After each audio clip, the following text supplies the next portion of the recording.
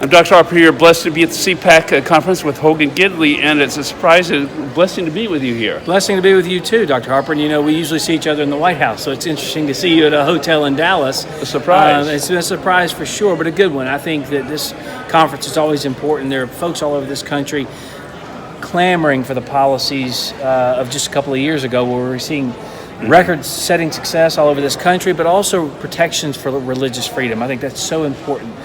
Regardless of where you stand on those on the issues we face today, I think we could all agree that things were better just a couple of years ago. People felt like they could voice their opinions in a more calming way and without ridicule and attacks. It's really ratcheted up some scary things in this country with the way the Democrats have taken control and what they've done, really going after Christians, going after Jews in a way I'd not seen in a long time. So thankfully, groups like Cpac and where I work at America First Policy Institute, we're focused on bringing back some of those policies, but also offering protections to those who need it across the country. I know we talked about religious freedom issues when we were in the White House. We did many times, and there were so many things going on around the world, but definitely here in this country, where the attacks, it seems like when the left is in control on those of faith, is always a scary place to be.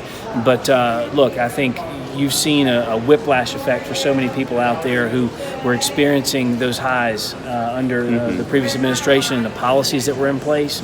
Now you're seeing the horrific effects of leftist control, and it's more than just things that are important like inflation and baby formula and our southern border and crime and all those things that are horrible. There are also attacks on religious freedom, and so I think the more we focus on those issues too, it brings a lot of folks together from different faiths who say, yeah, regardless of what I believe, I want to make sure it's protected, that I have the right to believe it and a right to say it. Right now it doesn't seem like we have that, so hopefully we can get back to that. Yeah, I was just going to say, as a journalist in the White House, it's been very challenging in the Biden administration to bring up these religious freedom issues and the concerns of Jewish people. And what would you say to our Jewish and Christian audience specifically? Are they concerned about the assault that they see that is happening with the White House right now? Policy matters. Elections have consequences. And when you put people in place that just don't really care about the freedoms of those people of faith, you see a massive shutdown in this country of churches and synagogues during COVID.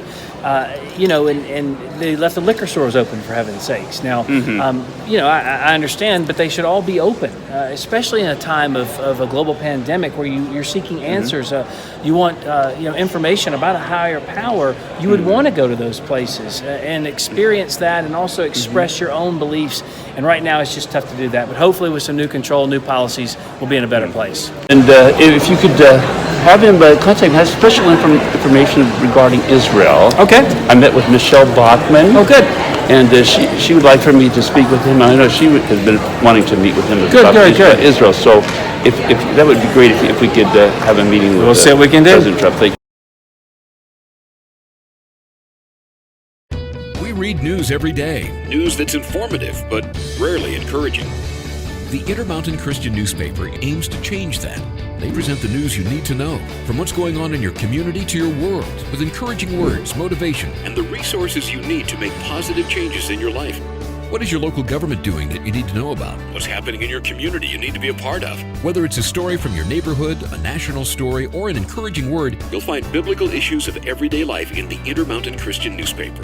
Intermountain Christian News is produced and supported by the work and donations of individuals and churches.